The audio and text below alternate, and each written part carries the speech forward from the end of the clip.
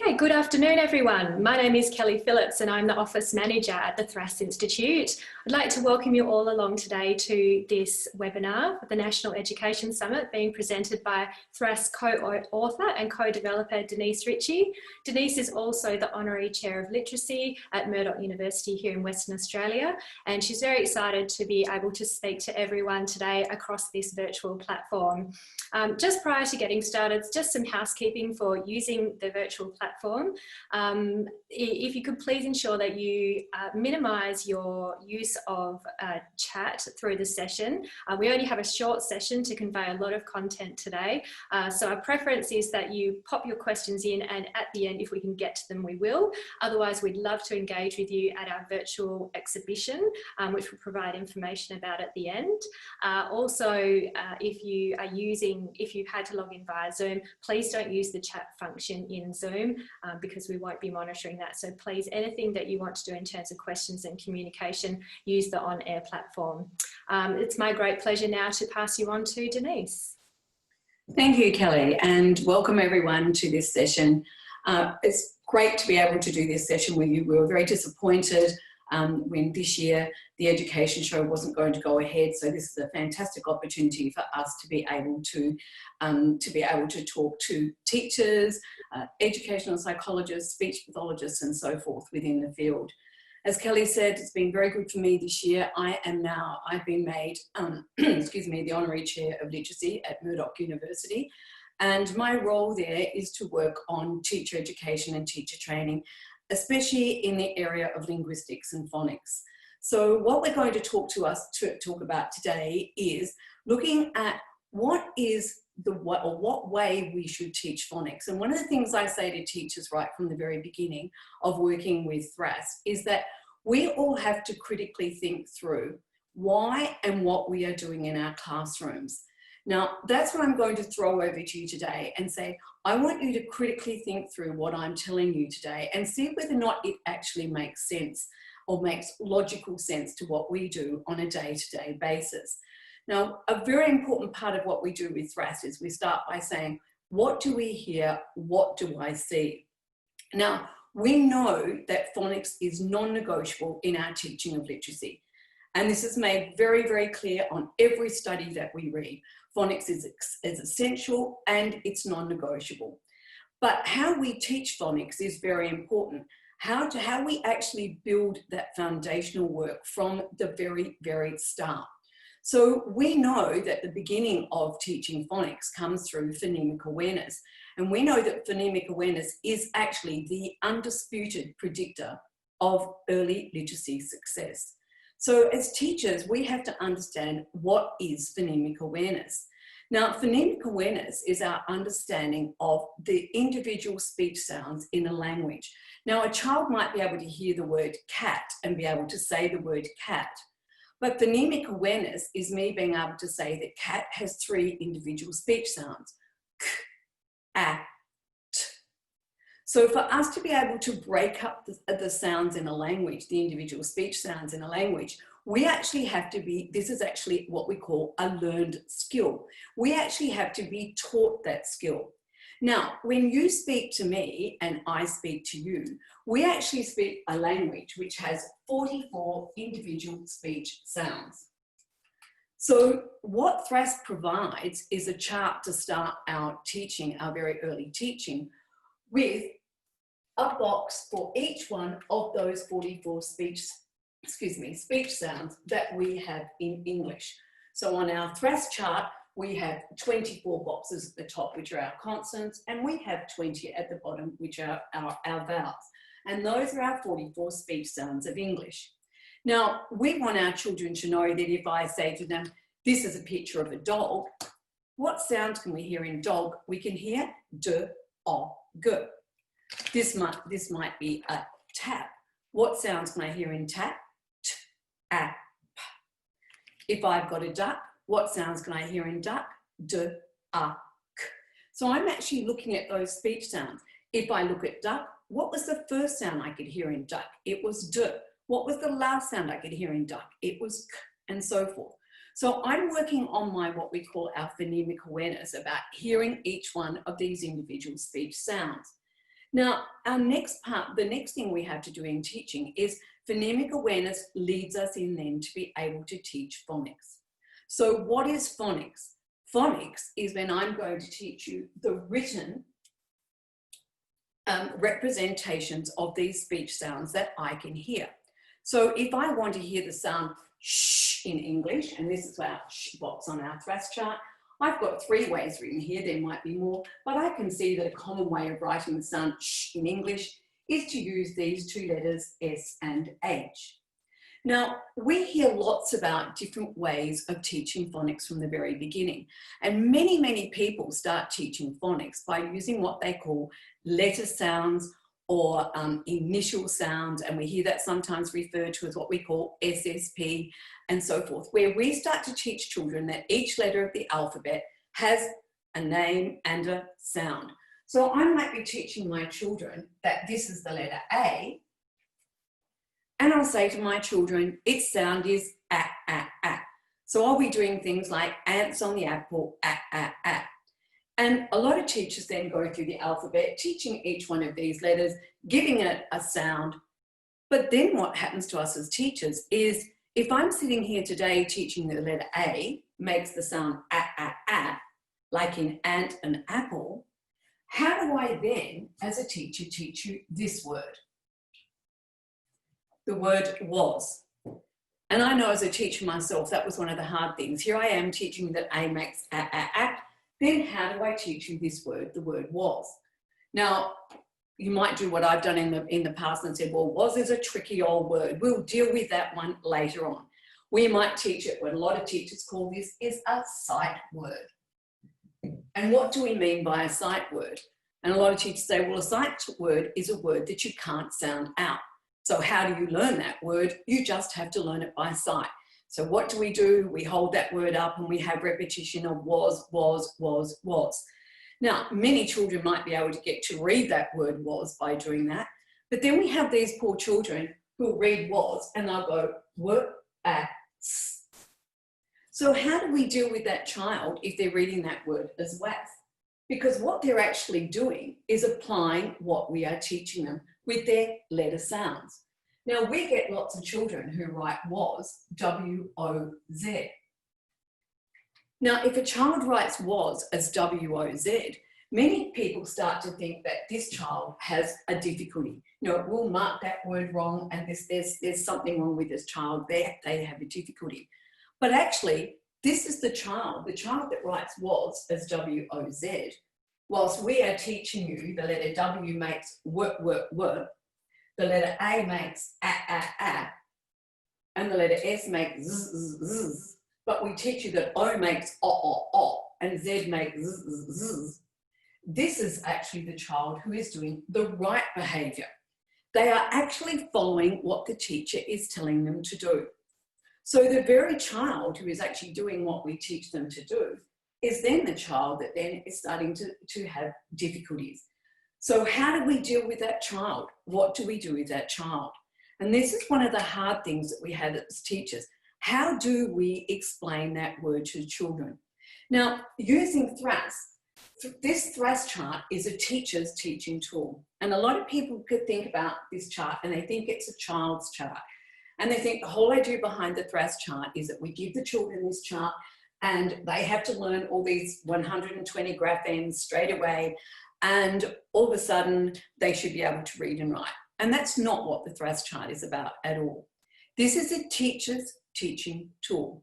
It's a teaching tool that we have a box for each one of these 44 graphemes, 44 phonemes of English. It has the most common spelling choices on this chart. So on this chart, we have 120 common spelling choices that the children are going to see over and over again. Now, if I want to teach my children the word was, I can teach them the word was exactly the same way as cat using my THRASS chart.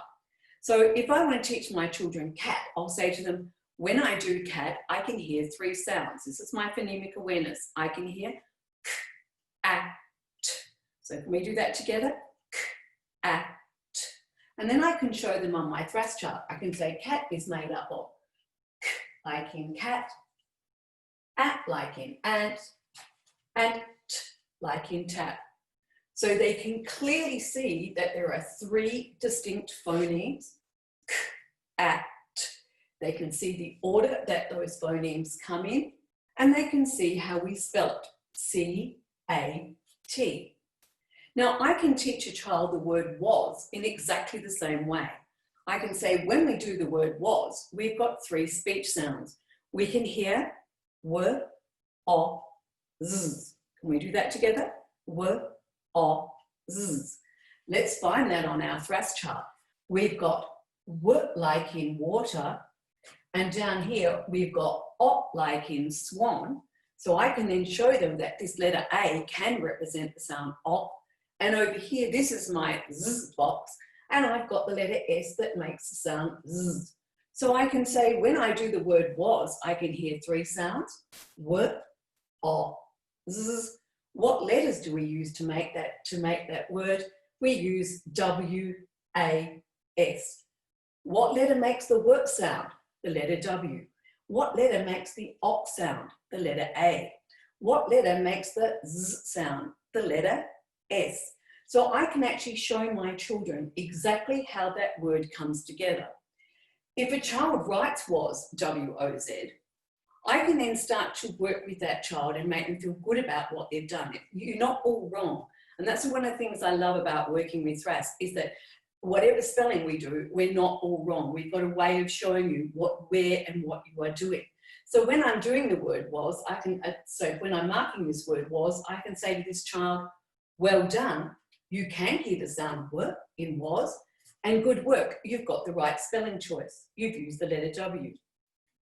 We can hear the sound op in was. Good work. You're down here in the op box, but you've chosen the op like in frog, but we need the op like in swan. So if we change that to the op like in swan, we've got the right spelling choice for op in was. The last sound we can hear is z, so good work. Here we are in the z box. Over here, you've chosen the z, which is a good choice for z, but over here, we actually have to use the letter S that makes the sound z in was. So I'm able to quite clearly show my child where they have gone wrong. And then I've got the opportunity to be able to change that behaviour. What I don't do is say to that child, you're wrong, but I don't know why you're wrong or how you're wrong or where and what I'm going to do. Here, I have got a process as a teacher. I've got a teaching tool as a teacher that I can show you where, first of all, how to write that word, and B, if you do get it wrong for remediation, this is so important for me to take you in and show you where and why you've got that word wrong. It's not just that that word is wrong. So, we'll say as teachers, if we take this word, commonly when people teach letter sounds, they'll teach children that this letter Y is a y. Now, if I'm going to teach you that letter Y is a y, how as a teacher am I going to deal with this word, the word my? Now, if I go to read that word, it's not my, which it would be if I tried to apply what I've been taught. It's actually the word my. And there's 2 individual speech sounds in my. We can hear our like in mouse and our I like in fly.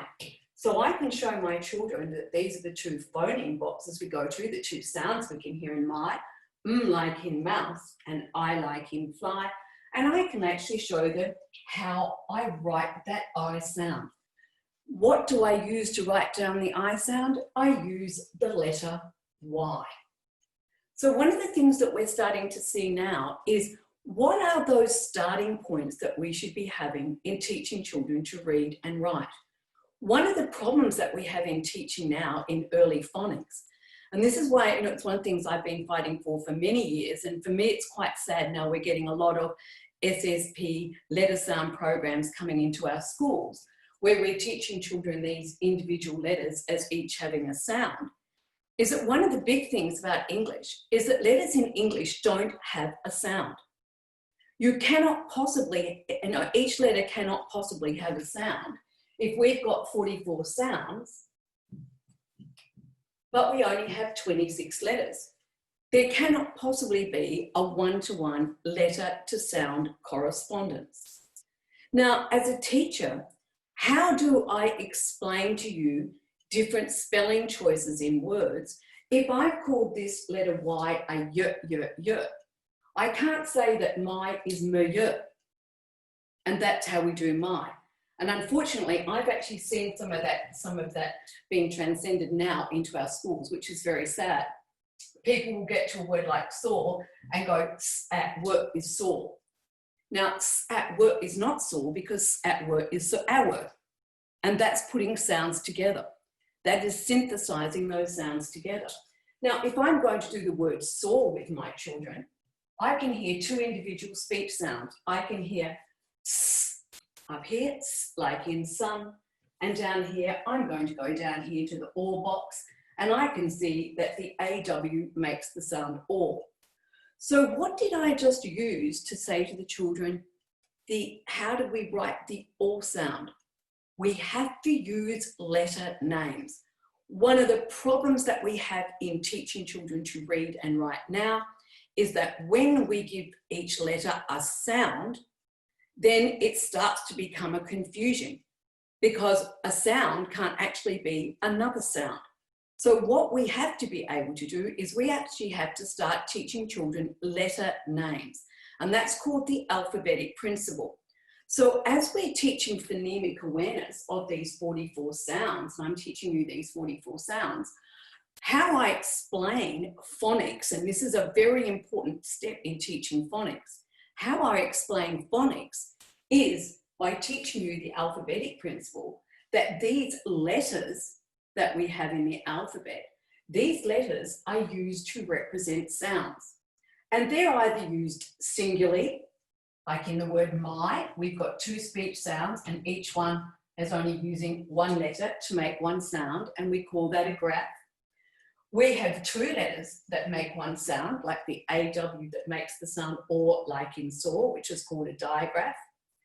If we might be doing the word watch with our children, and we might have three letters that make that ch sound, and they are T, C, H that make the ch sound in that word. Or we might be doing a word like 8, and we might have to teach our children that we can hear two sounds in 8, in the number 8, 8. And we've got 4 letters that make one sound, and that's called a quadgraph. Now, by using letter names from the very beginning, we are able to explain away these graphs and digraphs and trigraphs from the start. And one of the things I love with children, I always say to them, the letters up here, they live in the letterbox. That's why they're up there. They're the letters and they live in the letterbox. And they don't make a sound until they jump out of the letterbox and into a word. So when our letters are up here in the letterbox, they have their name. This is the letter Y. If it jumps out of the alphabet and into yawn, it's going to make the sound Y. But if the letter Y jumps out of the alphabet and it comes down here into pony, it's going to make the sound E. If the letter Y jumps out of the alphabet and over here into the word fly, it's going to make the sound I. Now, one of the big things that when we start off with children from the very beginning is we know as teachers that we have to differentiate from the start. We don't have children all come into our classroom all at exactly the same level. We have to be able to differentiate for all of our learners. And that's one of the things that our THRASSCHART allows us to do from the start. Now, one of the things that I love to do to introduce THRASS to the children is to start by finding their names on the chart. That's so that they can start to have ownership over this process. And it's really interesting because I was at a school at the beginning, before COVID, at the beginning of this year, and it was really interesting for me because I had 5 children in the classroom whose names started with digraphs. Now, if we're teaching children that one letter makes one sound, these poor children, what chance do they have of being able to even understand their own name, which is so important? Now, first child we had was Phoebe. Now, Phoebe was up here in the box, and we had to show Phoebe that she had two letters that made her sound in her name, and they were P and H. So we could use our letter names. PH makes the sound in your name, Phoebe. Now, this is how children work, and I thought this was so great, is that we were also putting up a photo wall for the children with their names underneath. And straight away, one of the other little boys said, Phoebe is like in photo. And I said, is it really? Yes, look at the word photo, look at Phoebe's name, and they've both got PH. Now, they didn't even know the letter names. They were just making a connection. This is like in Phoebe's name. And we're making that connection to them for orthographic mapping, that these letters will go together, and that's two letters that can make the sound. So instead of me just believing that the letter F makes the sound, and Phoebe having to go through prep and kindy and so forth, being a PB or a PHB or whatever, we can deal with her name right from the very beginning. It was great because we then had a gorgeous boy called Archie. And I think we're going to have lots of Archies in our classrooms very soon. So we had Archie over here, and Archie was looking after the car. And he had AR that made the R sound in his name. Down here, we had an Audrey, and Audrey had the AU making the AW sound in her name. We had Charlotte over here who was looking after the chef. And this was really interesting because we had Charlotte looking after the chef. We had Charlie up here looking after the chair, and we had Chloe over here looking after the school. So right from the very beginning, we had to be able to differentiate for these learners. So we could differentiate and say, here we are over here, we've got Charlotte looking after the chef, but Charlie's looking after the chair. And over here, we've got Chloe looking after the school. They've all got CH in their name, but it's going to make a different sound. So then we were talking about, it was really interesting because then we brought in words and we were talking about the word chocolate. So I said, well, when we do chocolate, we can hear ch. I wonder whose name it's like. We can see CH at the beginning of chocolate, but whose name is it like? Is it like in Charlotte's? Can we hear sh at the beginning of chocolate? No. Can we hear ch like in Charlie? Yes. Can we hear k like in Chloe at the beginning of chocolate? No. So which one does it match? It's over here, and it matches Charlie looking after the chair. So as you can see now, this THRASSCHART chart becomes your teaching tool. We're always writing on it, we're finding parts, we're getting children up to write over the top of letters and so forth.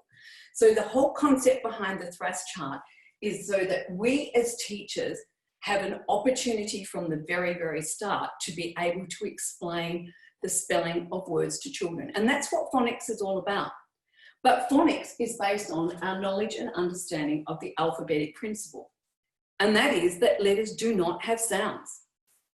And if I say to a teacher now, if you can tell me now, what sound is this letter W? It's not W. W is a sound. What's a good way to write W?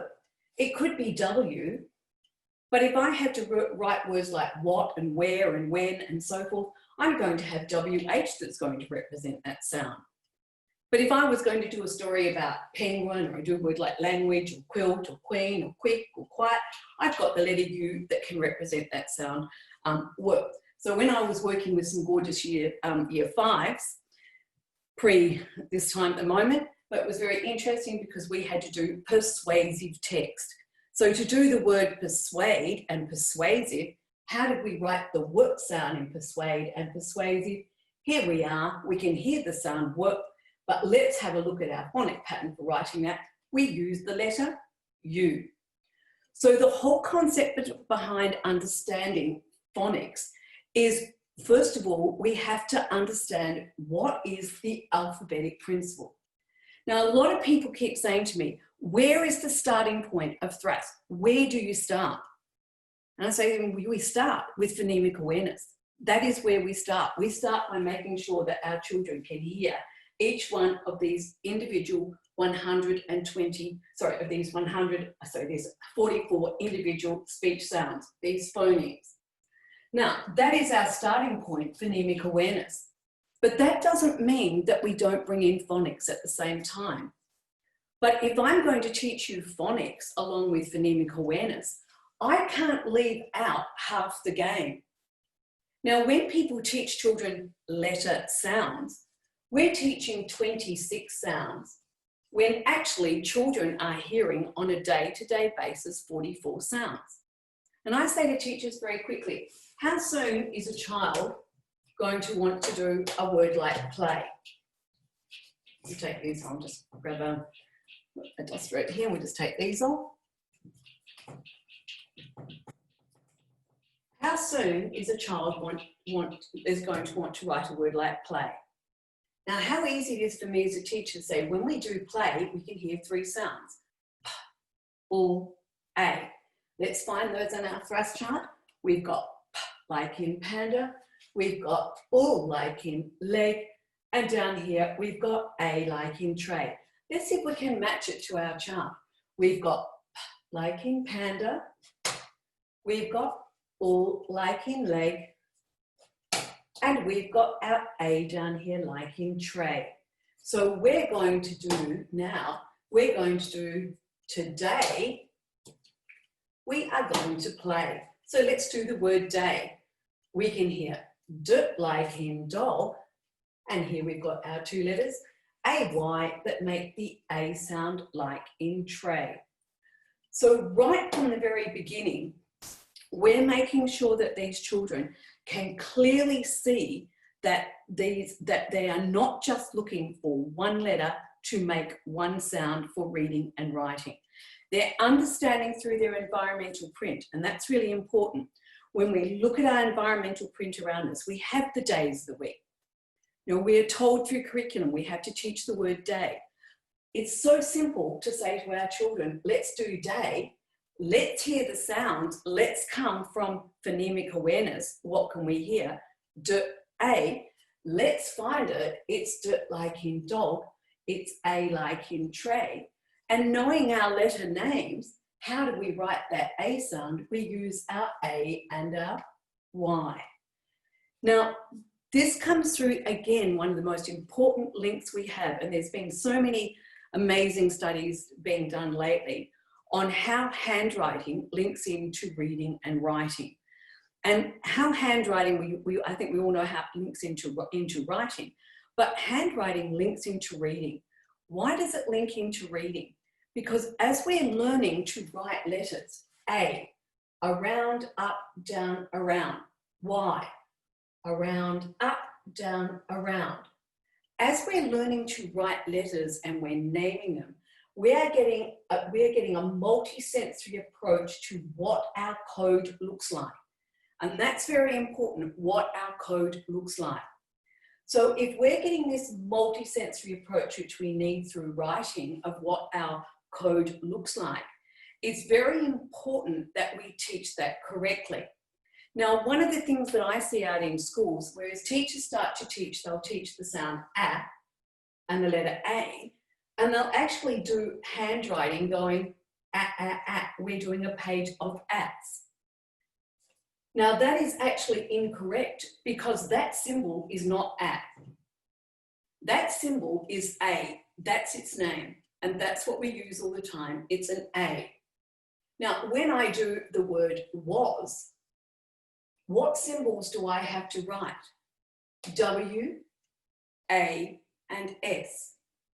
Now, if we can work from what letters are their names, understanding the symbols, understanding their names, using those names for us then to be able to put words together, that's how we then quickly move into understanding the code.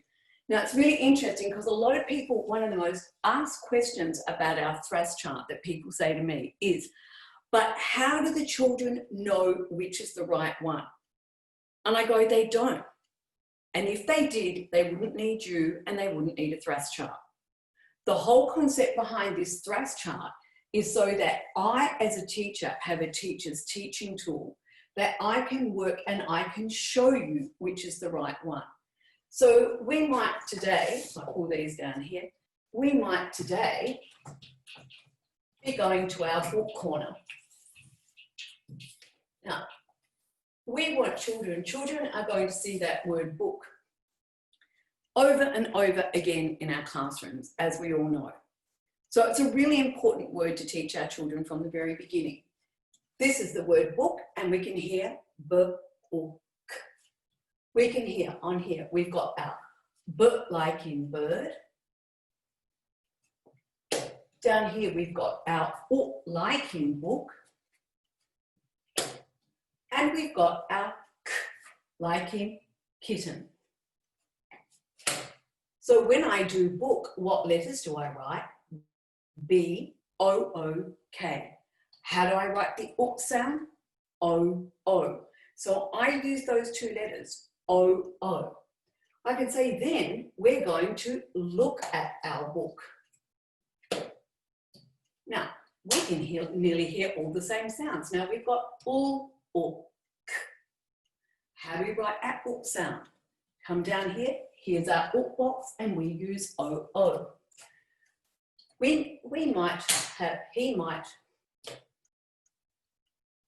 might then use the word took. We took our book to have a look at how we are going to cook. And the one I was doing with the kids the other day was our chook, but I haven't got the chook up here. How we're going to cook our chook. So as we go through here now, we can quite clearly see that we can start to see these, what we call orthographic patterns. Now, if we confuse the orthographic patterning of our brain, that means if I'm giving you the wrong information, if I'm teaching that O is O, and your brain is orthographically mapping that when it sees this shape, it goes O. Old orange octopus, O. Now, how can my brain then cope with and orthographically map a word like come, or some, or mother, or some, or, you know, money, honey, and so forth? We're here, we've got to know that this letter O makes the sound up. So every Monday that a child comes into a classroom, we should be able to show them that that letter O is a very common way down here to make the sound up, like in glove. Now, as our brain then can orthographically map that and say, oh, O is a common way to make the sound up, those words then start to make sense to me. But what we've got out there now is a lot of children who we say are dyslexic. And I say, these children, it's not dyslexia, it's dysthesia. It's the incorrect understanding of our code. It's the incorrect understanding of phonemic awareness, moving into understanding those spelling patterns, those graphemes, those phonic patterns we use into writing. Now, if we don't take from what I can hear to what I can see, and that's what we've been doing here today. What can I hear in the word Monday? I can hear I can see M like in mouse. I can hear up in Monday. I can hear up like in glove, and I use the letter O. I can hear N like in net, and I use the letter N. I can hear D like in dog, and I use the letter D. How do I write the A sound? This time I've got to have two letters that make the A sound, and I have to have AY that makes the sound A like in tray. Now that mapping will always remain the same. And then as I then map other words that follow through this process, my brain is going to understand these patterns. And when we start to see these patterns in environmental print, that's how our brain can then very quickly start to put words together. And we actually find that the children who really, really struggle with literacy are the children who write come, C-U-M. And why do they write it that way? Because they're going k, They write the word, they might get to a word like we, And it's really interesting with now, and what we can come into here, if I did the word we get lots of children who write we, W capital E. Now, why do they write that?